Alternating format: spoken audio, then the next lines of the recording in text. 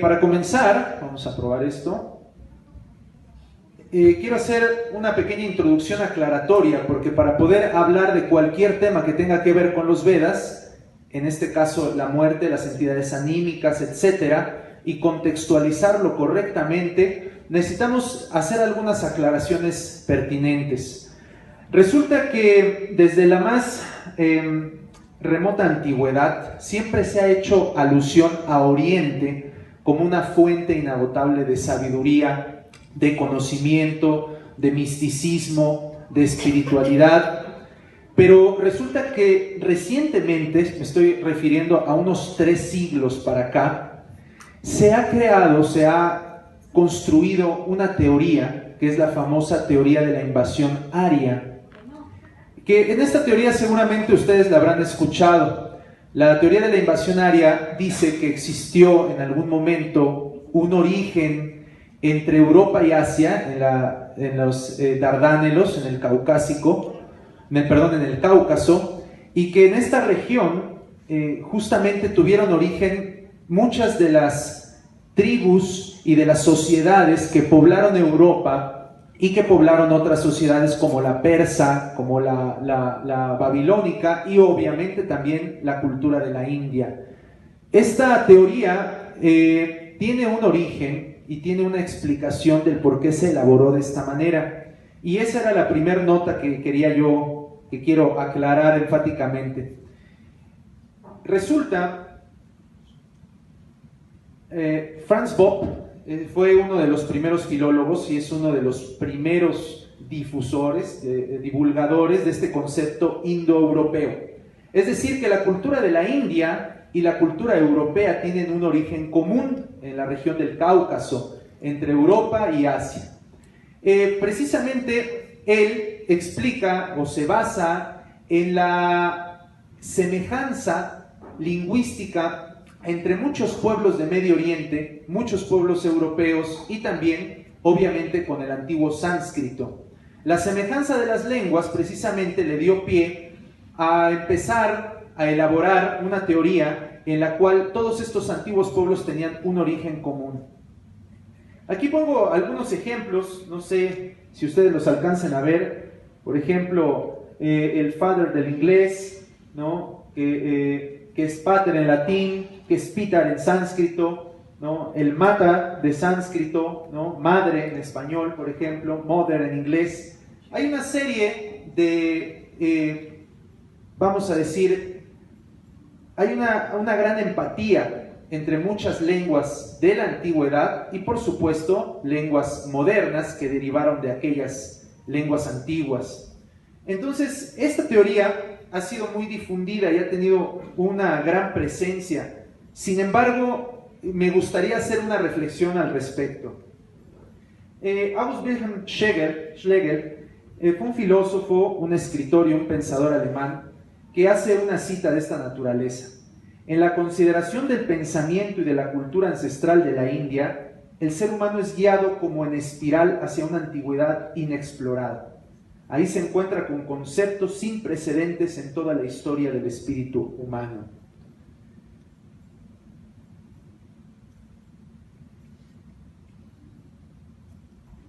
Arthur Schopenhauer, por ejemplo, decía: la más educativa y elevada de todas las lecturas que es posible encontrar en este mundo, refiriéndose al Bhagavad Gita, que es un Upanishad, que se considera también un texto védico.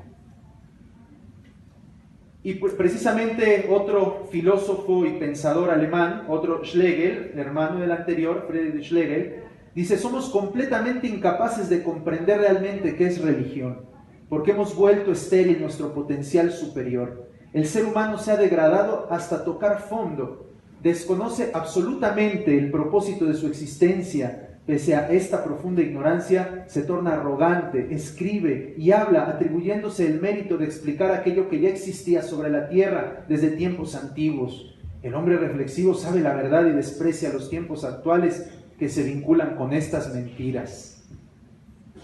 Bueno, esto lo saco a colación porque resulta que en Alemania del siglo XVIII y XIX se vivió un tremendo furor por la cultura védica.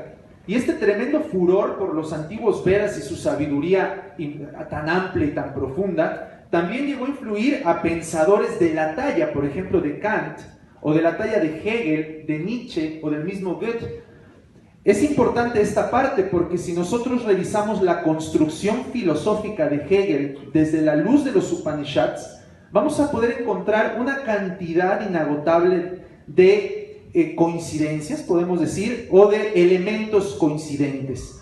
Una enorme cantidad desde la parte del aspecto relativo y el aspecto absoluto. En Kant, por ejemplo, ¿no?, la parte que nos habla de la incapacidad de la razón por conocer al ser, de la independencia del ser, de la categoría suprema del ser por encima de otras categorías desde el aspecto filosófico.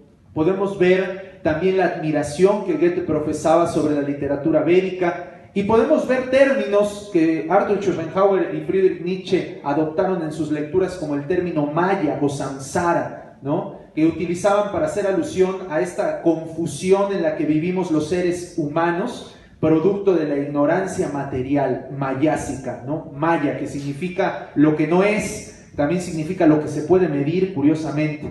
Es decir, lo que es ilusorio y que no tiene relación directa con el ser. Entonces, podemos ver que en diferentes momentos, o más bien en este momento del siglo XVIII y XIX, se tenía una gran admiración en Alemania por la cultura védica. Inclusive se tenía una concepción muy distinta acerca del origen de la civilización. En la antigua Alemania, y estoy aclaro, mucho antes que los humos nazis se subieran a la cabeza, y mucho antes que esta política que tiene mucho que ver con toda una ingeniería social detrás penetrara en el pensamiento alemán, ya se tenía una enorme admiración por el pensamiento de Oriente como la cuna del pensamiento filosófico y en gran parte la cuna de la civilización. Eso era lo que se vibraba en ese tiempo en Alemania. Por cierto, después de la derrota de Francia, ¿no?, Alemania derrota a Francia en la guerra franco-prusiana en 1871, Alemania se vuelve una gran potencia europea, y su gran enemigo, que por cierto tenía un gran temor de su crecimiento, me refiero a Inglaterra, también se había expandido y justamente había colonizado la India. Y aquí quiero compartirles a este señor que se llama Thomas Babington Macaulay. Él pues era presidente de la Comisión de Educación en la India por parte del Imperio Británico. Si ustedes pueden leer un poquito, dice: nuestras escuelas de inglés están floreciendo maravillosamente. El efecto de esta educación en los hindúes es prodigioso. Es mi creencia que si se siguen los planes de educación en adelante no habrá ni un solo idólatra entre las clases respetables en Bengala en 30 años. Y esto se realizará sin ningún tipo de esfuerzo de hacer proselitismo, sin la interferencia más pequeña con la libertad religiosa, por el funcionamiento natural del conocimiento y la reflexión. Me alegro de todo corazón en este proyecto. Esta es una carta a su papá. Le está explicando su proyecto de educación en la India. Pero bueno, si no queda suficientemente claro, nos dice: desde ese momento los destinos del mundo y el destino de la civilización han estado en manos de las razas blancas. A partir de ese periodo de la historia del mundo ha sido en un grado notable ha sido desarrollo, progreso y extensión. El negro y el marrón se unen en la sombra y las razas blancas llenan el primer plano de la imagen. Nada en el futuro parece más cierto de que cada pie de nuestro globo, donde el clima no presenta una barrera insuperable, está destinado a ser conquistado por ellos, y donde quiera que vayan, ellos llevarán la religión cristiana y a la alta cultura basada en ella. Más o menos nos queda claro cuál era su intención al educar a los hindús, porque ustedes saben, y en esto se invierte todavía mucho en los países, en la transculturización, en la influencia cultural, que venga, sobre todo la influencia colonial de la cultura, es muy poderosa en la identidad de los pueblos y por lo tanto en su desarrollo y su comportamiento. Eso se llama ingeniería social. Entonces, cuando un pueblo piensa como quieres, también va a actuar como quieres. Y justamente uno de los principales objetivos de la educación británica en la India es que despreciaran su tradición milenaria y aceptaran una religión extranjera, en este caso la cristiana, por una supuesta supremacía moral. Que quede claro, yo tengo muchos trabajos relacionados con el cristianismo, sobre todo con el cristianismo antiguo. Amo el cristianismo, en particular el cristianismo místico, que nos habla del amor a Dios, etc. No tengo nada contra el cristianismo, pero sí sabemos que el ser humano tiene la tendencia a transformar o tergiversar la religión para diferentes usos. Entonces, esta aclaración quise hacerla pertinentemente porque resulta que desde entonces se construyó la teoría de que todas las sociedades civilizadas del planeta tenían que tener una relación con la raza blanca, si no, no eran civilizadas. A pesar de que la evidencia desbordante de civilizaciones como las mesoamericanas, la civilización china, por ejemplo, o la misma civilización de la India, eran prueba irrefutable de que esto era una gran mentira y lo sigue siendo. La civilización no tiene nada que ver con el color y el desarrollo de las capacidades humanas tampoco. Pero esto fue muy influyente y lo peor del caso es que todavía muchos de los estudios de la India están basadas en estas perspectivas colonialistas del siglo XIX, donde no se ha permitido dar o estudiar una versión diferente del asunto. Por ejemplo, resulta, bueno, para terminar este punto, dice Max Müller, la antigua religión india ha sido condenada y si la cristiandad no interviene, ¿a quién incumbirá la falta? Carta al duque de Argyll en 1868. Hay que aclarar que Max Müller es considerado el más grande indólogo en la historia. Es decir, la autoridad máxima en los estudios de la India desde el mundo occidental es Max Müller. Y es importante decir, como se anota abajo en este libro Breve Historia del Budismo de Ernest Yessin, que Max Müller fue contratado, fue precisamente contratado por Thomas Babington Macaulay. Él fue contratado para ir a la India con la predeterminación de influir en el pensamiento hindú, como lo vemos más adelante en una carta a su mujer de 1866. Mi traducción de los Vedas tendrá una influencia enorme sobre el futuro de la India y sobre la salvación de millones de almas indias, porque les muestro la verdadera raíz de su religión. Esta es la única manera de arrancar de raíz todo lo que ha emanado de ella desde hace 3000 años. ¿Por qué hago tanto énfasis en esto? Discúlpenme, estoy dividiendo el tiempo adecuado para entrar en el tema que nos corresponde, nos atañe el día de hoy, y van a ver que está muy conectado con lo que les estoy hablando. Hago esta reflexión porque lamentablemente muchos de los estudios, inclusive en institutos de la India, influenciados por el pensamiento británico, se siguen todavía estos parámetros sobre la historia antigua del mundo, donde, como diversos historiadores de la India dicen, se habla más de lo que es la historia de Occidente que de una historia propiamente védica.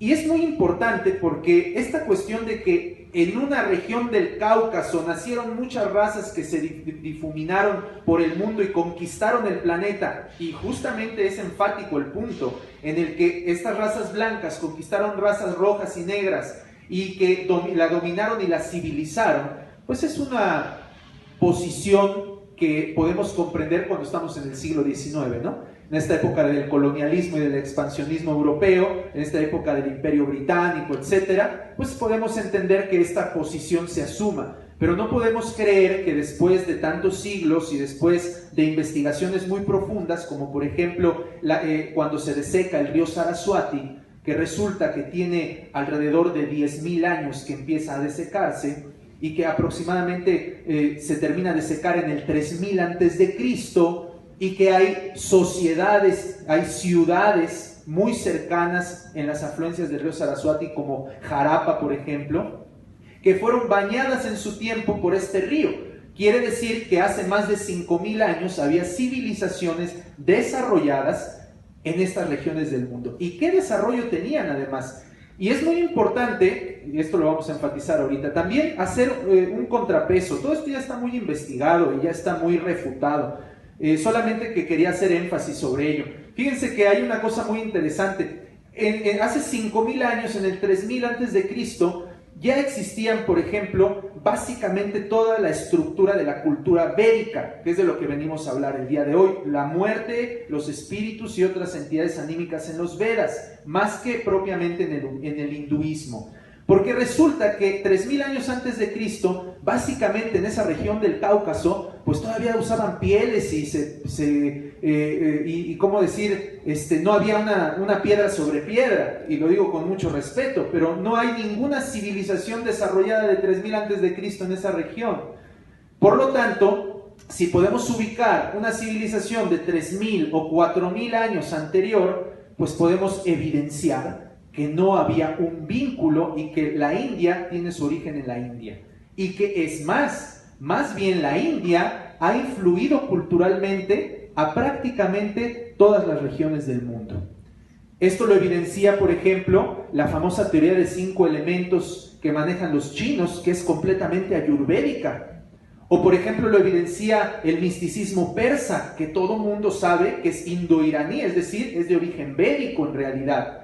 Esto también lo evidencia, más adelante vamos a estudiar sobre la religión en la antigüedad y vamos a ver la tremenda influencia que sobre Roma y Grecia tuvo la cosmovisión de la India, muchos miles de años después. Esta era una breve introducción que quería dar, me pareció importante hablar de ello y justamente en este mapa se da un poquito una referencia a la enorme influencia que la cultura védica ha tenido sobre el mundo. De hecho, en alguna oportunidad, ahorita con nuestros compañeros, les voy a encargar que dejen sus correos. Nosotros hacemos estudios específicos de cada uno de estos temas que estamos abordando. Por ejemplo, de la influencia cultural de los Vedas en la humanidad, ¿no? O por ejemplo, particularmente acerca de la profundidad y la amplitud del sánscrito. Entonces, esta teoría aria, que después tuvo una enorme influencia en la Alemania nazi, decía que los arios blancos civilizaron al mundo. ¿Pero qué creen?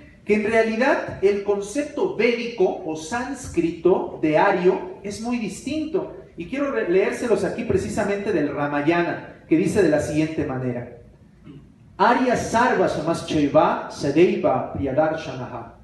Esto significa, el ario trabaja por el bienestar de todos, es aquel que es querido por todos.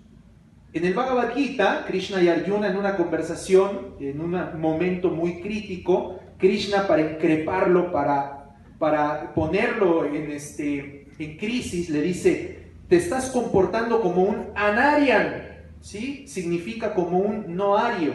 Eso significa, no estás siguiendo un estándar de vida de una persona civilizada, de una persona sobria, sabia, cuerda. Te estás comportando como un loco, fuera de ti. Por favor, deja ese comportamiento mezquino de anaryan. Ario significa civilizado. Y civilizado en el contexto más profundo de la palabra. Una persona que sigue profundos principios éticos y que tiene una relación de empatía, de afecto con el resto de seres humanos. Y no solo de seres humanos, como dice el Bhagavad Gita, que dice, es un Upanishad: el sabio, en virtud del conocimiento perfecto, se inclina de igual manera frente a un árbol, a un perro, a un brahmana o a un comeperros. La inclinación de su corazón es idéntica frente a cualquier entidad viviente. Esto significa que un ario es una persona que puede ver el ser en cada individuo y por lo tanto puede respetarlo todo, inclusive puede amarlo todo. Ese es un ario. También hay otra traducción que Srila Prabhupada nos da, que esta traducción significa: ario es aquel que conoce los valores progresivos de la vida. Es decir, que la vida es una constante evolución en la conciencia y que la meta primera es entender el ser y que después es poder vincular a ese ser con su fuente suprema, que es el Brahman o Parabrahman, es decir, la verdad absoluta, de donde cada ser viviente, cada unidad de conciencia se ha originado. Eso es un ario, y no solamente una persona que tenga una estatura en particular o un color de piel en particular, y eso es muy importante de comprender. Miren, para finalizar esta introducción, quiero compartirles unas citas de la Biblia que contribuyen también a lo que primero mencionábamos. Tenía entonces toda la tierra una sola lengua y unas mismas palabras. Y aconteció que cuando salieron de oriente, hallaron una llanura en la tierra de Sinaí y se establecieron ahí. Y dijo Josué a todo el pueblo: así dice Jehová, Dios de Israel: vuestros padres habitaron antiguamente al otro lado del río, esto es Taré, padre de Abraham y de Nacor, y servían a dioses que hoy no son extraños. Y bueno, esta parte es sumamente clara. Muchos pueblos de la antigüedad, por ejemplo, los babilonios también dicen venir de las tierras más allá del río, ¿no? También es interesantísimo cuando el pueblo judío hace alusión a un origen en el oriente, ¿no? Y bueno, quiero comentarles que en los Vedas hay una versión muy interesante del comienzo de la historia. En los Vedas se explica que en la más remota antigüedad, por ahí del 3102 a.C., comenzó una era llamada Kali Yuga. Hay que saber cómo dividen los Vedas el tiempo, para impresionarse. Los Vedas dividen el tiempo estratosféricamente. Hace 5000 años empezó Kali Yuga, pero dura 432.000 años. La era anterior duró 864.000 años, la anterior 1.200.000 años y la anterior 1.800.000 años. Y esas 4 eras solamente forman un Divya Yuga. Y 71 Divya Yugas forman un Manvantara de 360 millones de años. Esta división del tiempo de los antiguos Vedas impresionó inclusive a Carl Sagan, quien dijo: nadie ha contado de esa manera en la historia, ¿no? Dimensiones de tiempo tan estratosféricas. De hecho, según los Vedas, la duración total del universo es 311 trillones de años. Entonces, estas dimensiones estratosféricas de tiempo, para nuestra perspectiva y más para la perspectiva de la Europa medieval o inclusive de la Europa renacentista, todavía salía mucho de la capacidad de comprensión. La cosmovisión védica es una cosmovisión muy amplia. Les voy a compartir 5 frases nada más para concluir con la introducción. Dice Voltaire: soy un convencido de que todo nos ha llegado hasta nosotros desde las orillas del Ganges. La astronomía, la metempsicosis, la matemática. Es muy importante tener en cuenta que hace 2500 años por lo menos Pitágoras pasó del Samos al Ganges a aprender geometría.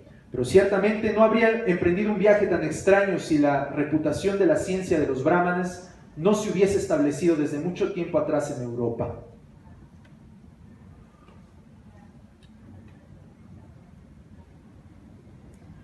Emerson: debo un magnífico día al Bhagavad Gita. Fue el primero de los libros. Era como si un imperio nos hablara, nada pequeño ni desmerecedor, sino por el contrario majestuoso, sereno, consistente. La voz de una vieja inteligencia que en otra época y clima examinó y resolvió las mismas preguntas que hoy nos mueven.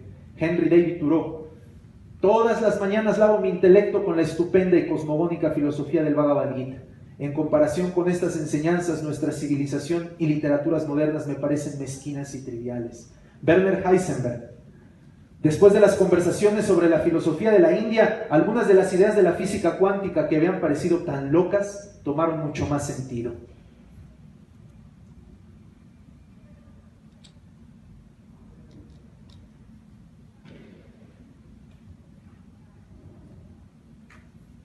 Erwin Schrödinger, ambos premios Nobel de Física y 2 de los participantes más influyentes del equipo de los físicos de la mecánica cuántica. Erwin Schrödinger decía: la vida es orden, la materia es caos. Ninguna cantidad de orden puede producirse del caos, así que la vida no puede ser producto de la materia. El concepto más acabado sobre la vida es el concepto Atman de los Upanishads. Carl Sagan: el hinduismo es la única de las grandes religiones del mundo que conciben la idea de que el cosmos mismo sufre una inmensa, de hecho una infinita, número de muertes y renacimientos. Es la única religión en la que el tiempo y escalas corresponden a la de la cosmología científica moderna. Bueno, ahí quiero hacer una anotación. También los mayas medían en dimensiones de tiempo enormes, periodos de 5125 años, y hemos tenido estudios cotejando el calendario maya y el calendario védico. Es más, son los únicos mediciones de tiempo lunisolares. y tienen una gran semejanza en su cosmovisión de la realidad, en su entendimiento del universo. Esta cita nada más fue una referencia. Esto fue en el primer Parlamento Internacional de Religiones. El New York Critic dice: él es un orador por derecho divino y su rostro fuerte, inteligente, en un pintoresco entorno de amarillo y naranja, era apenas menos interesante que esas palabras sinceras, ricas y de expresión rítmica. Vivekananda es sin duda la figura más importante en el Parlamento de las Religiones. Después de escucharlo, nos sentimos lo tonto que es enviar misioneros a esta nación erudita. ¿Sí? Bueno, hasta ahí un poquito de la introducción. Ahora, ¿cuál es la cosmovisión de los Vedas? Para poder entender cómo se concibe la muerte dentro de los Vedas.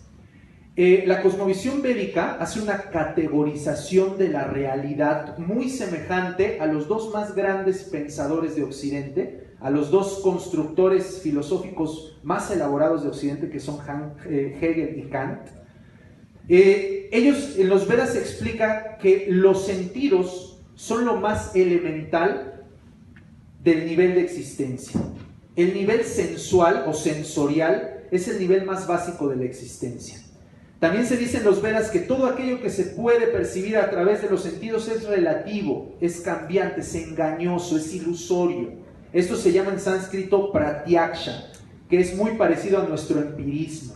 Pratyaksha es el conocimiento que se puede adquirir por medio de los sentidos. Después también en los Vedas nos dicen que más elevados que los sentidos, los cuales decantan en la mente. Imagínense la construcción de la realidad de los Vedas. Todo el universo comienza en el plano sensual y después llega al plano mental. Así que la realidad es una proyección en la mente. Hoy en día los físicos cuánticos hablan mucho del universo holográfico. Es decir, que esta realidad es una proyección de la mente, que de hecho la realidad se construye desde la conciencia hacia la materia y no al revés. Eso es lo que hoy en día están hablando muchos físicos, en verdad, y muchos premios Nobel, no crean que nada más hay algunos físicos alternativos o con estudios esotéricos. Muchos físicos tienen esta convicción. Hans-Peter Dürr, por ejemplo, Amit Goswami, por ejemplo, el mismo Erwin Schrödinger, Werner Heisenberg, Niels Bohr, todos ellos tenían una cosmovisión en donde la categoría final de la realidad es el ser, y el ser es la conciencia. Entonces resulta que en los Vedas se explica que después de los sentidos viene la inteligencia, que la inteligencia, como Kant mismo explica, es para ordenar la realidad, y que a través de la inteligencia podemos construir teorías de la realidad.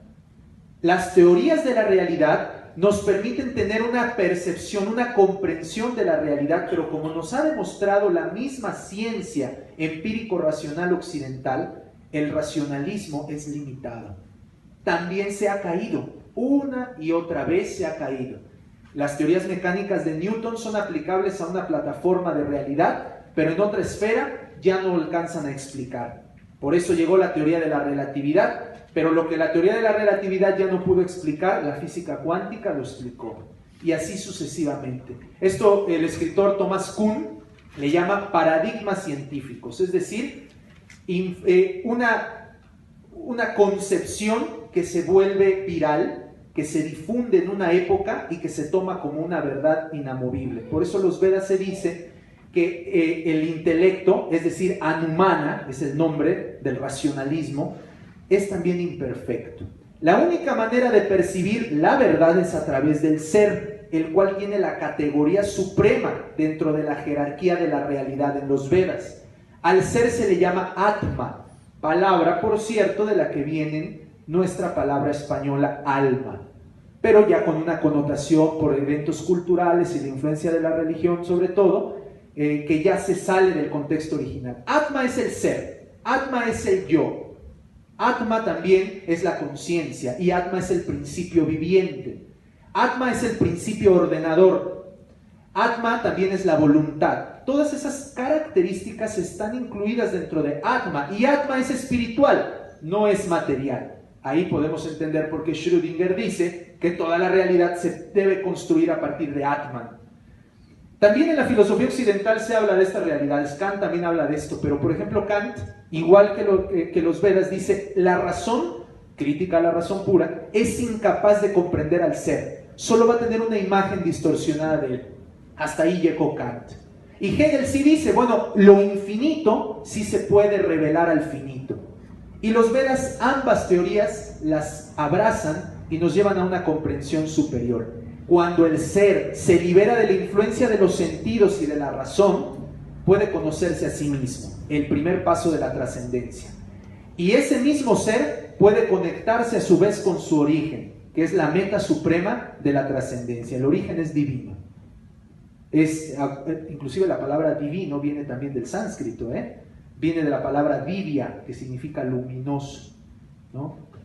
Acuérdense de la caverna de Platón, que todo este mundo es una caverna ilusoria, mientras que el mundo real es un mundo de luz. Bueno, entonces, entendiendo este principio de Atman, resulta que Atman es, cada ser viviente es llamado Jivatman, una unidad de conciencia. Cada uno de nosotros somos una unidad de conciencia que estamos atrapados en un cuerpo psíquico construido de mente, de inteligencia y de ego, y en un cuerpo físico que va a variar de acuerdo al estado evolutivo del individuo. Acuérdense que el individuo es el ser, es la conciencia.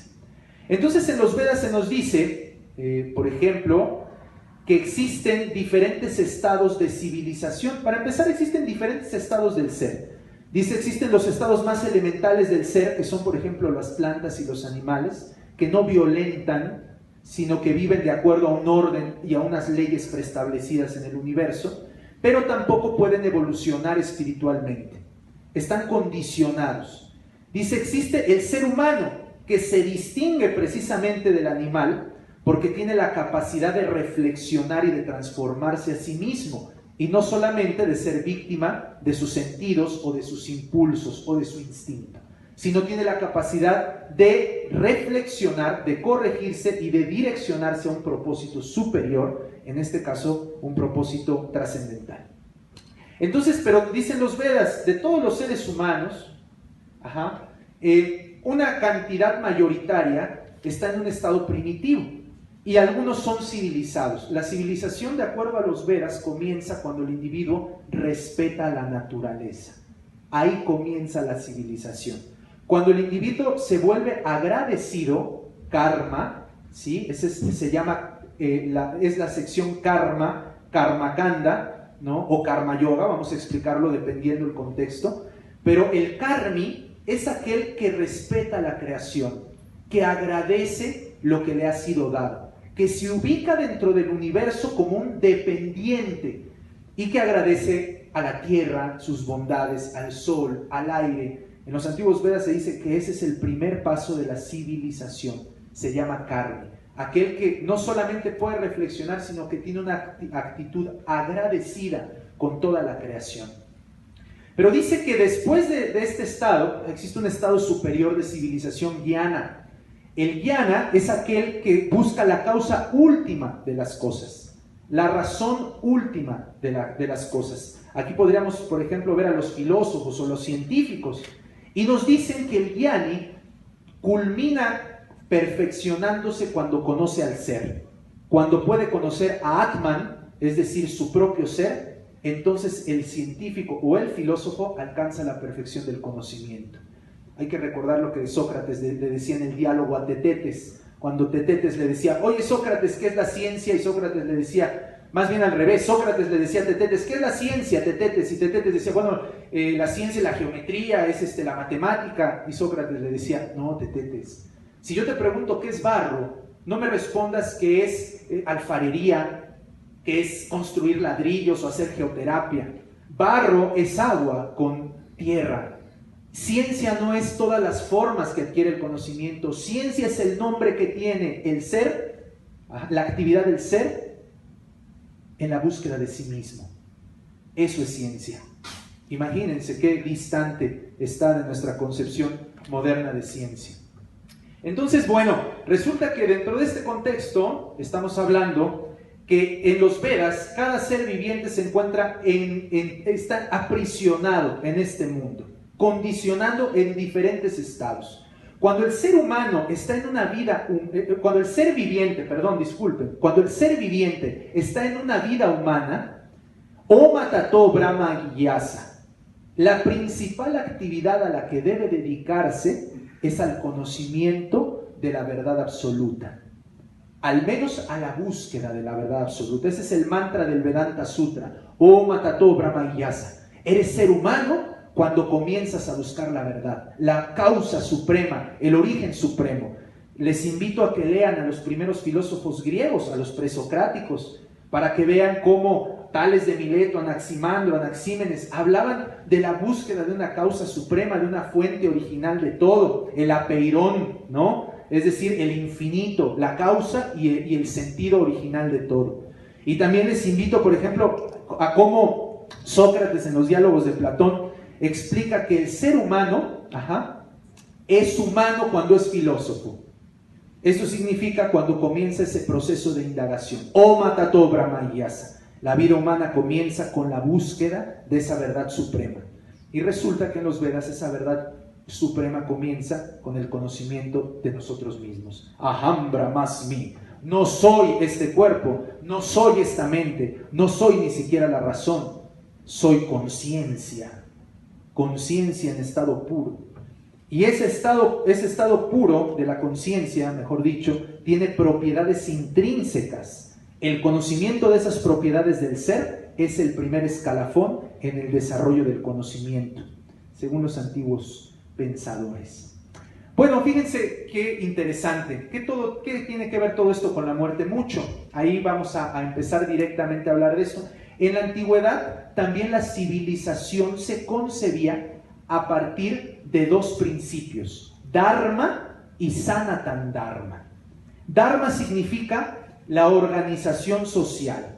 Dharma significa la relación armónica del individuo con la naturaleza, con sus ancestros y familiares, con la comunidad, y con los sabios. Eso es Dharma.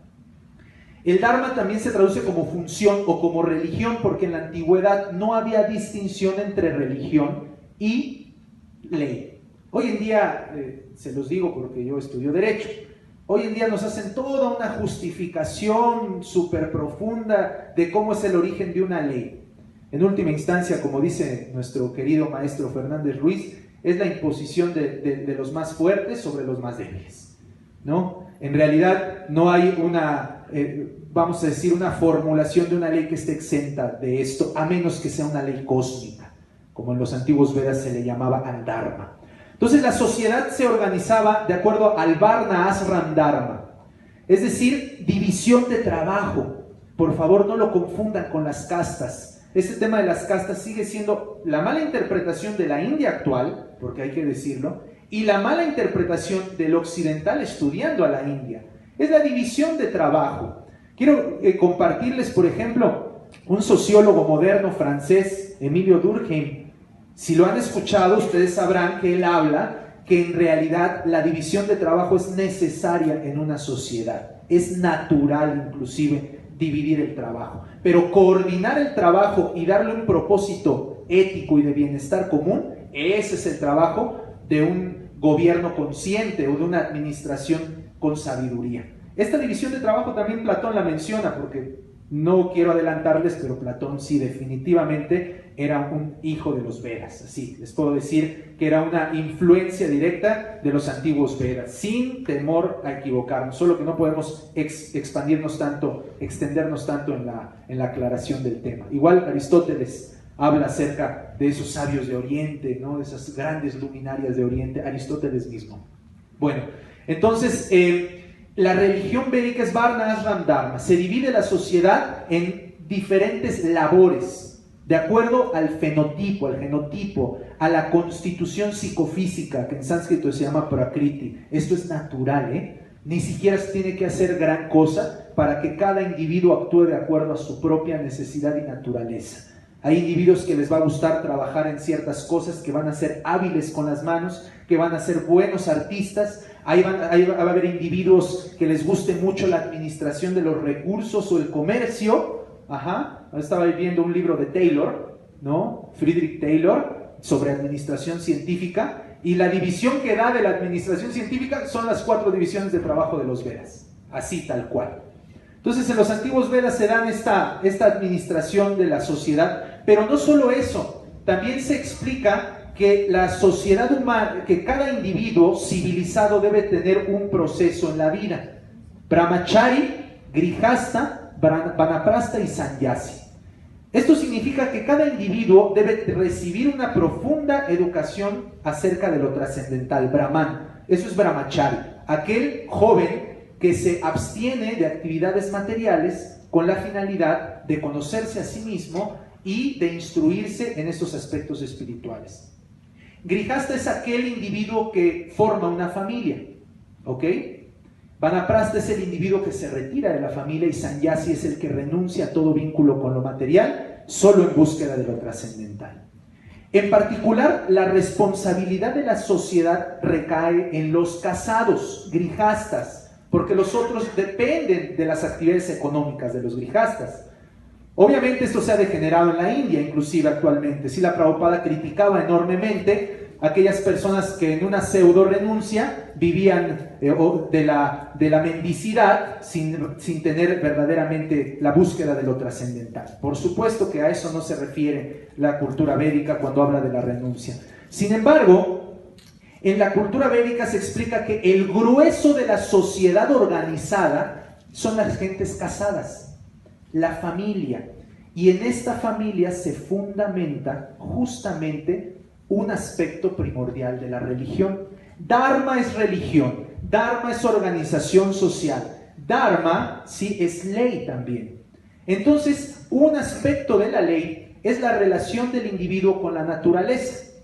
Es decir, el individuo debe respetar a la naturaleza. Otro aspecto de la relación del individuo es a la comunidad. Todo individuo debe servir a la comunidad. Debe ser una unidad debe ser una unidad de ofrenda a la comunidad. La vida es una ofrenda en la cosmovisión védica, toda la vida. Nací para ofrendarme a mi familia, nací para ofrendarme a la naturaleza, a la comunidad, nací para ofrendarme a Dios.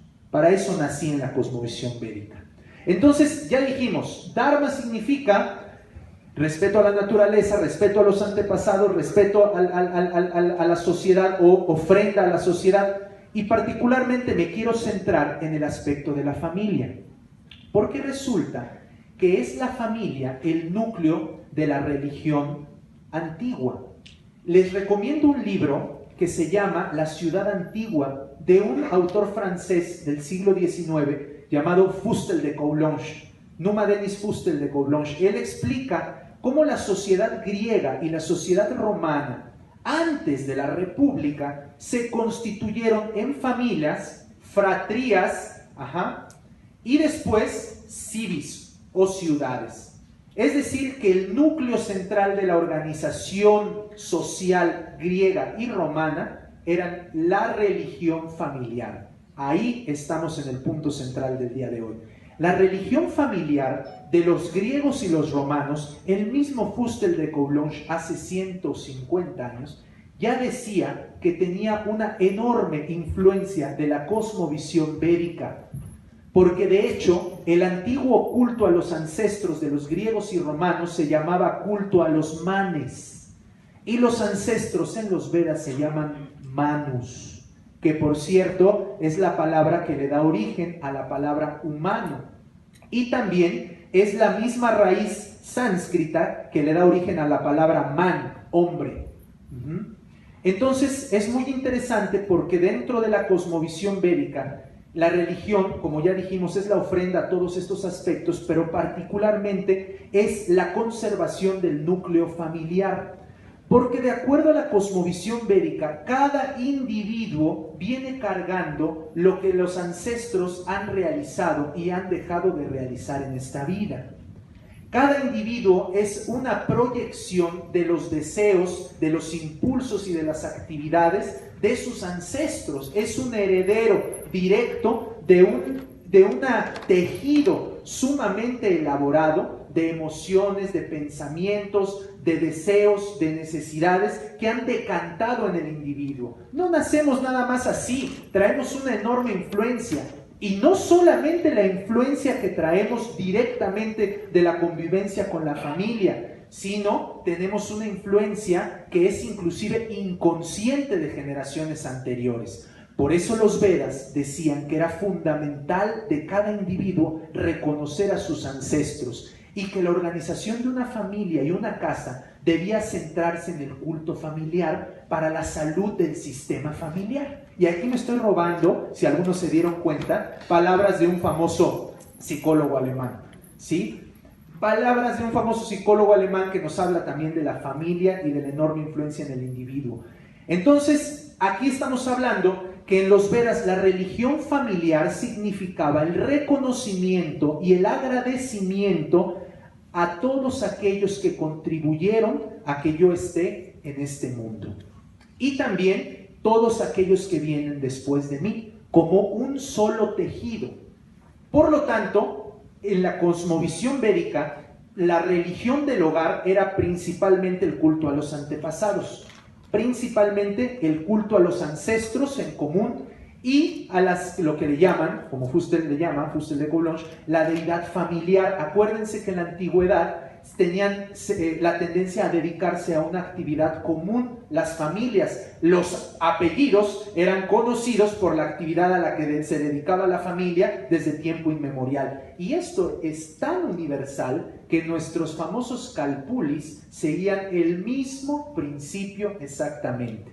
La salud sistémica de la familia que trae la salud sistémica de la comunidad. Cuando la salud sistémica de la familia se pierde, entonces a su vez la comunidad también se desquebraja. Hoy estamos frente a la destrucción de la familia y también frente a la destrucción de la sociedad humana como la hemos conocido, como un entorno en el cual el individuo puede desarrollarse psicológicamente, éticamente y espiritualmente. Como decía Aristóteles, solamente dos tipos de seres humanos pueden prescindir de convivir con otros seres humanos: los que son casi como animales o casi como dioses. Los que son casi como animales, dice, no conviven con seres humanos, y los que son casi como dioses tampoco, pero el resto estamos obligados a la convivencia para nuestro crecimiento, desde nuestra familia hasta nuestra comunidad. Y esto era una parte, vamos a decirlo mejor dicho, fundamental, insustituible en la cosmovisión védica de la sociedad. La familia es el centro orgánico a partir de la cual el individuo se construye como una unidad de servicio a toda la demás comunidad. Esta parte honorable de la familia, esta parte de identidad común, era una parte fundamental dentro de la psique del individuo. Quien conozca la India y quien conozca personas que siguen la tradición de la India, todavía siguen teniendo esa misma cosmovisión muchas personas en la India actual. A pesar de toda la degeneración que se ha dado, porque eso existe también, por muchos factores históricos, invasiones externas y también por tergiversaciones del sentido original de las cosas, pero todavía ese sentido honorable de la familia y la vergüenza frente al padre, frente al maestro espiritual, frente a la comunidad, sigue siendo una parte fundamental de la psique del individuo. Claro, la cosmovisión liberal occidental critica esto y diciendo que el individuo no es libre, pero la libertad en el concepto occidental es una propaganda para construir revoluciones burguesas. Ese concepto de libertad en el cual el individuo puede hacer lo que quiere es un concepto de lo más corto, porque en realidad el verdadero individuo libre es aquel individuo que está educado, que controla sus sentidos, que se conoce a sí mismo, que puede amar al otro, que no teme. Ese es un individuo libre, y no el que hace lo que quiere, lo que le viene en gana y explota y se mueve de acuerdo a su voluntad sin ninguna restricción. Ese no es un individuo libre, ese es un individuo que es víctima de sus pasiones, y como víctima de sus pasiones va a sufrir la consecuencia de sus pasiones. Esa es una de las cuestiones fundamentales en la antigua India y en la construcción de la sociedad védica. Y particularmente se realizaba en la antigua India la ceremonia Shraddha a los ancestros que no estaban vivos. Porque en los Vedas, el Dharma, acuérdense que les dije que dos aspectos fundamentales, Dharma y Sanatan Dharma. Hasta este momento solo he descrito el Dharma, es decir, el deber frente a la sociedad, a la familia, a la naturaleza, a la comunidad y a los sabios. Eso es el Dharma. Este Dharma tiene que ver con nuestro papel en este mundo, tiene que ver con nuestra responsabilidad en este plano de existencia, pero también les conté que en los Vedas el individuo no pertenece a este mundo. Es decir, el individuo tiene un origen y una meta en su proceso evolutivo. El Atman está buscando el Brahman o el Para-Brahman, está buscando su origen, la fuente de donde viene, y ese es el verdadero sentido de la existencia de cada ser, de acuerdo a los Vedas.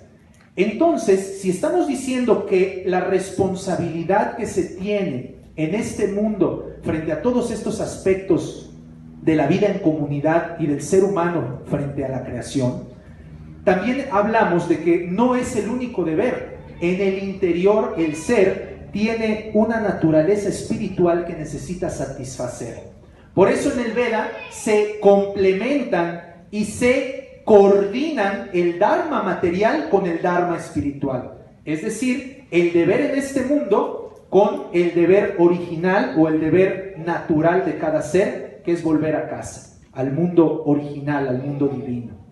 Entonces, en este contraste es muy importante decir que en la familia védica, que igual que Fustel de Coulanges explica de los romanos y los griegos, tenían un fuego en la casa. Así como había un culto a los ancestros, también había un culto al fuego, porque el fuego tiene muchos símbolos muy importantes, pero sobre todo el equilibrio, ¿sí? El equilibrio de los elementos es representado por el fuego. Por ejemplo, en las ciencias védicas como el Ayurveda, para que un individuo sea sano, debe tener el fuego de la digestión en equilibrio. Se dice que la tierra y el agua, que son los que calman el fuego, deben estar en equilibrio. También el aire y el éter, que son los que activan el fuego, deben estar en equilibrio. Así, lo que activa el fuego y lo que lo limita o lo contiene, deben estar en equilibrio. Y resulta que cada uno de estos elementos mencionados son los 5 elementos: tierra, agua, fuego, viento y sonido. Y estos 5 elementos también representan 5 emociones básicas del ser humano. Esta teoría de 5 elementos pasó a Grecia, esta teoría de 5 elementos pasó a China, pasó a Persia, y esta teoría de 5 elementos hasta la podemos encontrar en la moneda de a 10 pesos en México. Es toda la realidad de los elementos armonizada por un principio en común. Entonces eso representa el fuego del hogar, y cada día tenía que mantenerse el fuego del hogar encendido. Cada día que pasaba, el padre de familia era responsable de mantener el fuego encendido para que de esta manera la familia pudiera prosperar. En los Vedas, fuego se dice Agni, en latín se dice ignis, ¿cierto? Entonces es muy importante cómo esta ciudad antigua de Coulanges nos explica, para podernos imaginar cómo era una vida cotidiana de un individuo en la antigüedad. El fuego era primordial en el hogar y también el culto a los antepasados, para poder mantener la salud del sistema familiar y poder mantener o continuar la herencia familiar por las siguientes generaciones. Además de esto, hay un detalle muy importante que tengo que mencionar. En los Vedas se explica que cuando una persona abandona este cuerpo, se dice, es decir, muere, no acaba su existencia. Acuérdense de la categorización del ser. Los sentidos, la inteligencia y el ego son materiales, relativos y pasajeros, mientras que el ser tiene una categoría espiritual y por lo tanto es indestructible. Ahí está en el Bhagavad Gita, ¿no? En el capítulo 2 y 3, donde se detalla cómo la naturaleza del ser es que es aprameyasya. Esto significa no puede ser contenido, no es limitado. El ser, dice, es inconmensurable. Así eres tú, según los Vedas. Aham Brahmasmi. Cada uno de nosotros es un ser inconmensurable. La descripción que nos dan los Vedas es un corpúsculo de conciencia. Y ese corpúsculo de conciencia no es material, por lo tanto no es destructible. Pero los Vedas nos dicen también que cuando un individuo abandona esta vida, va a encontrar otra esfera de existencia de acuerdo a su estado evolutivo. Como decía Sócrates en los diálogos de Platón, ¿no? Imagínense, le dice Sócrates a sus discípulos, qué fácil sería, ¿no?, que así sin más el justo y el injusto acabara con la muerte, fedono de la inmortalidad del alma. Ahí pueden encontrar esta cita que les estoy dando. Qué fácil sería que simplemente con acabar con la vida el justo y el injusto terminara. No habría ningún equilibrio ni ningún sentido. Dice, y el universo está lleno de sentido, lleno de equilibrio. Entonces, cada ser viviente es responsable directo de cada acción que ejecute en este mundo. Por eso la sociedad védica impulsaba al individuo a ser responsable de cada acto de su vida. Pero como todos somos seres humanos falibles, cuando nosotros no alcanzamos la realización completa, todavía quedamos en este mundo, en diferentes estados. Los Vedas los describen a todos ellos.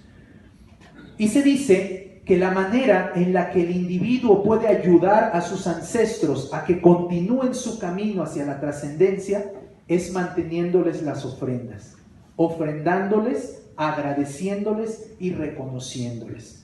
Inclusive en nuestro lenguaje popular es muy común eso de no se quiere ir, ¿no? Se quedó amarrado a ciertas cosas. Entonces los Vedas precisamente desde la propia construcción de la familia y de la cosmovisión de la familia está el continuo reconocimiento de los ancestros, la ofrenda a los ancestros, el agradecimiento a los ancestros para que estos ancestros puedan continuar con su viaje, porque en realidad cada uno de nosotros nos encontramos en esta vida un instante y después posiblemente nos volvamos ajenos. Y si realizamos vínculos espirituales profundos, probablemente también nos volvamos amigos eternos. Eso también está explicado en la antigua literatura védica. Entonces, como ya vimos, el culto a los antepasados se fundamentaba en la ayuda, por decir, que le da la persona viva en este mundo a aquellos que están en un estado de transición. Es distinto cuando una persona alcanza la autorrealización. Cuando una persona alcanza la autorrealización ya no tiene nada que ver con este mundo. Hay un verso en el Bhagavad Gita que dice Abrahama Bhuvanarloka Punara Vartino Arjuna Mamu Pedya Tukamteya Punaryam Manaviryate. Eso significa que mientras que el ser está condicionado en este mundo, Abrahama anda por todo este universo, Bhuvanar, en dimensiones y mundos. Pero cuando alcanza la perfección espiritual, nunca vuelve a nacer, ¿no? Eso es lo que dice el Bhagavad Gita. Es decir, cuando una persona se autorrealiza, en la tradición védica ya no se le hace ofrendas en ese sentido, para contribuir a su camino entre los muertos, ni para contribuir en su deambular por la creación, ¿no? Al contrario, se le hace ofrendas para que le ayude a uno también en ese camino hacia la autorrealización. Esa es la construcción de la cosmovisión védica acerca del culto a los ancestros, acerca de la construcción de la religión. También he de comentarles una cosa. Esto en los Vedas, acuérdense que les decía yo al principio, el conocimiento védico está unificado. Un día platicando con unos amigos filósofos, nos caíamos en cuenta que la teoría de 5 elementos védica fue deshecha por ahí de 700 años antes de Cristo en la Europa, vamos a decirlo, en la parte griega de Asia. ¿Por qué? Porque resulta que muchos pensadores de la antigüedad comenzaron a atribuir el origen de todo a cada uno de los elementos. Y con eso, decíamos, rompieron la armonía que esos 5 elementos guardaban entre sí. Por eso nuestra ciencia moderna es un pensamiento dividido. Es decir, la física se comunica con la química en un sentido, pero al parecer hablan de 2 universos distintos, siendo tan cercanas. Y depende qué aspecto de la física estés tratando. Si hablas de física cuántica y teoría de la relatividad, esto es cierto, no coinciden una con la otra, a pesar de que están probadas ambas. Entonces son 2 universos que no conviven. Es el conocimiento seccionado de la realidad. Es el mundo seccionado, la realidad seccionada y separada. Esa es nuestra sociedad occidental. Pero en la antigüedad, ¿no?, era una cosmovisión integral de la realidad. Cómo la realidad estaba unificada bajo un mismo principio, que es el ser. Por ello mismo, decíamos que en los Vedas, fíjense, voy a contar algo rapidísimo. En la era que vivimos, comienza el 17 de febrero del 3102 a.C., se llama Kali Yuga.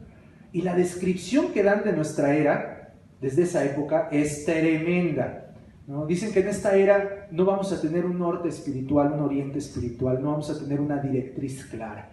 Que en esta era, dice, cualquier persona hablando cualquier cosa, dice, va a ser elogiada. Dice, los sacerdotes, esto lo dice, canto 1 del Srimad Bhagavatam, se van a vender a familias administradoras. Dice, y las familias administradoras acapararán las riquezas sin la intención de compartirlas. Así nos dan una lista que es sumamente detallada de las características del mundo en Kali Yuga, y nos dicen que esta era justamente se caracteriza porque la civilización se desquebraja. Por lo tanto, para que el individuo se mantenga protegido, para que el individuo se mantenga integrado, debe seguir estas recomendaciones. ¿Y qué creen? Muchos psicólogos de la actualidad están siguiendo muchas de estas recomendaciones en terapias mucho más modernas que las que, más actuales que las que se dieron durante todo el siglo XX. Ya terapias que tienen que ver ya no con los mecanismos que gobiernan la sinapsis o los enlaces neuronales, sino cuáles son las cosas que tienen que ver con las necesidades espirituales de cada individuo para que éste sane. Bueno, y para terminar, quiero comentarles dos cosas, un comentario breve. Los Vedas se pueden vislumbrar en 5 diferentes niveles de realización. Les hago la sugerencia de que investiguen esto. No podemos llegar a los Vedas de tope, de frente, ¿no? A ver, ¿qué dice aquí? Un océano de leche. Ah, esto no, como un océano de leche, ¿no? No podemos llegar de frente, necesitamos entender el lenguaje. Es lo mismo que siempre tenemos que hacer frente a cualquier cultura, ¿saben? Hace poquito estaba con mi esposa viendo un documental del Popol Vuh, ¿no? En el Popol Vuh se habla de esto. Los diferentes elementos, si no están en consonancia, si no están unidos, no sirven cada uno separado, disgregan al ser humano, desquebrajan la comunidad, disgregan la realidad. Eso está ahí en el Popol Vuh, metafóricamente hablando, ¿no? Entonces es muy importante que atendamos al lenguaje particular de cada cultura, ¿no? El otro día había ahí un anuncio que decía, mi Dios es el único, y una foto. Eso dicen los 300 millones de dioses del mundo. No es así. No es así, hay que ser un poquito más delicado, ¿sí? Porque cuando se dice dioses así parejo. No, a veces que se refieren a los antepasados, hay veces que se refieren a la naturaleza, a las, vamos a decirlo así, a las entes encargadas de diferentes aspectos de la naturaleza. O hay veces que se refieren precisamente a Dios directamente. Hay veces que se refieren inclusive a héroes nacionales, por decir, en las culturas antiguas, a héroes de la comunidad que hicieron algo muy importante para la comunidad y se les reconoce como ancestro de todas las familias de la comunidad. Entonces no se puede, casar todo igual, ¿no? Todos los dioses son iguales, todas las religiones dicen lo mismo. No, es muy corto. Ahorita estábamos hablando en la universidad que es importante dividir el lenguaje científico del filosófico para enriquecer la ciencia. Y es importante distinguir el lenguaje filosófico del místico para enriquecer la filosofía. Porque si nosotros no aprendemos el lenguaje particular de una cultura, no podemos entenderla. Es como ustedes saben, ¿no? Nuestro querido Sergio Ramírez Muñoz explica el significado de la lengua de Pedernal, del calendario azteca que le llaman, y dice, por varias fuentes y en diferentes pruebas, dice, representa el sonido original. La lengua del sonido original. Y bueno, cuando no se entiende eso, es que son lenguas sedientas de corazones humanos, ¿no? Cualquier cosa. Es muy importante tener el lenguaje propio de la cultura para poder comprender a qué se está refiriendo y verdaderamente enriquecernos. Porque si hay un vacío en la cultura actual, es de conocimiento ancestral. Werner Heisenberg, premio Nobel de Física, decía justamente, hemos avanzado mucho en el ámbito técnico, científico, pero tenemos una gran carencia en el ámbito ético-espiritual y es ahí donde radica nuestro principal reto. Es así. Por ello, les puedo decir que en diferentes tradiciones místicas pueden encontrar muchas respuestas. Pueden encontrar un solaz, siempre y cuando estas sean bien orientadas y estas sean bien llevadas, ¿no? De una manera sana. ¿Cuál es el principio de salud de una tradición mística? Cuando acepta a otras tradiciones místicas, ¿sí? Esa es una tradición mística sana.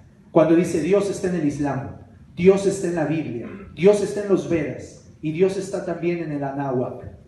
Dios está en todas partes y acepto a Dios en todos los diferentes nombres que las distintas tradiciones le den. Ahí una tradición es sana. Ahí donde quiera que hablan de supremacía religiosa o es colonialismo nada más, ideológico, cultural, y eso termina por crear en la gente en general un desprecio por la religión.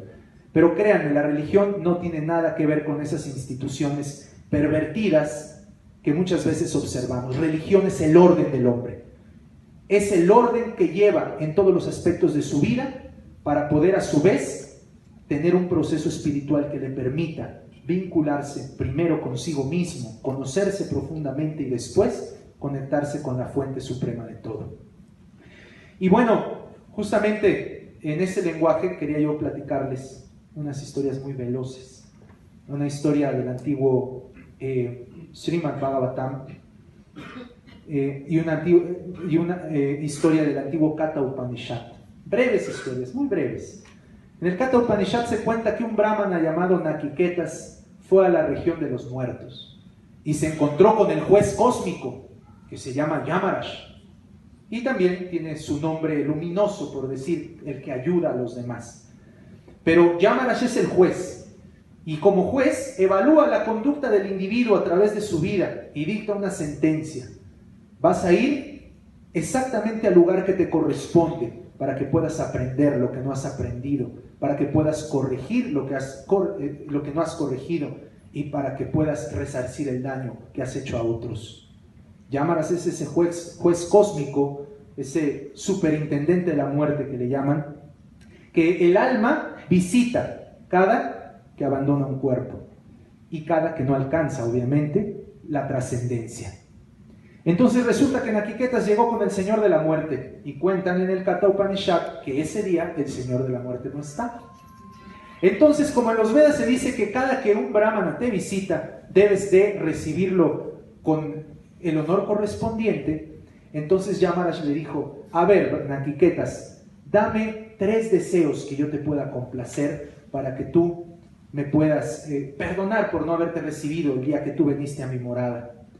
Nakiketas le dijo: bueno, mira, yo no tengo 3 deseos, en realidad tengo uno, solamente uno. ¿Y cuál es ese deseo? Por favor, dime cómo puedo liberarme de la muerte. Y dijo: ¿no preferirías tú que te diera yo cualquier deseo que te venga a la mente? Riquezas, ¿no? Un planeta entero a tu disposición, lo que quieras. Dice: no, porque no es caballeroso dar un regalo que después vas a quitar. Y yo sé que todo lo que me des, a través del tiempo, tarde o temprano, me lo vas a retirar. Por ello es que no acepto ningún regalo que sea efímero. Quiero un regalo sustancial. Quiero saber quién soy y a dónde pertenezco. Y el Katha Upanishad es justamente la explicación que da Yamaraj acerca del ser y acerca del super ser o Paramatma en sánscrito.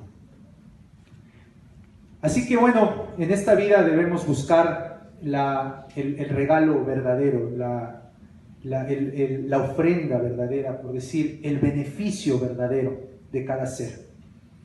Hay otra historia muy breve, también así de breve. Resulta que había un gran rey llamado Yudhishthira Maharaj. Y este rey Yudhishthira Maharaj un día se encontró con la muerte en un lago. De hecho, el primero que se lo encontró fue uno de sus hermanos. Él tenía 4 hermanos muy poderosos, grandes guerreros, kshatriyas, invencibles inclusive para los dioses. Y resulta que uno de ellos fue al lago y de repente iba a tomar agua para llevársela a su madre, ¿no? A la madre de todos, que se llamaba la madre Kunti. Y resulta que una voz le dijo: no tomes de esta agua. Y él dijo: no tomes de esta agua. ¿Quién está diciendo eso, no? Tomó el agua y cayó muerto. Así lo hizo el segundo hermano, así hizo el tercer hermano y el cuarto hermano. Y Yudhishthira, el mayor de todos, ¿no? Dijo: ¿cómo es posible? ¿Qué ha sucedido? Y llegó al lugar, dijo: no puede ser. Mis hermanos no pueden caer ni siquiera frente a los dioses. ¿Cómo pueden haber sido muertos? ¿Quién fue capaz de esto? Y apareció del lago el Señor de la muerte y le dijo, no bebas del agua. Dice, no beberé. Y comenzó a preguntarle y le hizo una pregunta importantísima. Le dijo, Yudhishthira, has contestado todo de manera increíble. Tienes un conocimiento claro sobre el Shruti. Acuérdense que el Shruti es el conocimiento que es oído desde el plano espiritual. Dice, tienes un conocimiento profundo del Shruti. Quiero saber qué es lo más impresionante que has visto en esta vida. Y Yudhishthira Maharaj contestó, lo más impresionante que he visto en esta vida es que todos los días la muerte se devora a millones de seres y el resto que quedan creen que vivirán para siempre. ¿No? Eso era lo que... Y vaya que el rey Yudhishthira había visto cosas impresionantes, pero concluyó que eso era lo más impresionante que existía, nuestra falta de atención a nuestra mortalidad. Somos seres efímeros en este plano. Como dice la Biblia, vanidad de vanidades, dijo el comendador, todo es vanidad. Sí, es pasajero, es temporal, es efímero. La verdadera realización del individuo está en su ser y en el conocimiento de Dios, pero solo después del conocimiento de su ser, ¿eh? Porque cuando primero se habla de Dios sin conocer el ser, muchas veces se dan las historias que ya conocemos. Y una última pequeña historia. La historia final de Dhruva Maharaj. Dhruva Maharaj había sido un gran yogi, había alcanzado todas las perfecciones místicas y había alcanzado también a Dios en su corazón. No solo conocía su propio ser, sino que podía ver a Dios en todas partes. Había trascendido los sentidos, inclusive la misma razón que parece tan fina, y había desde la conciencia realizado a ese ser supremo en todo. Se hallaba plenamente satisfecho. Y entonces, y esto así literalmente lo dice el Srimad Bhagavatam, cuando él iba a partir de su cuerpo, ¿no? Su cuerpo se transformó en algo divino. Y entonces apareció una nava. Nava en sánscrito significa nave. Apareció una nave, dice. Y entonces en esa nave, Dhruva Maharaj subió hacia el plano espiritual, pero antes de subir a esa nave que lo llevaría a la dimensión divina, la muerte se hincó frente a él para que pisara su cabeza y subiera en la nave. Se dice que una persona que alcanza la perfección mística o la perfección espiritual no tiene el más mínimo temor a la muerte. Al contrario, la muerte viene a él, dice, para ayudarla a ir al mundo espiritual. Muchas gracias.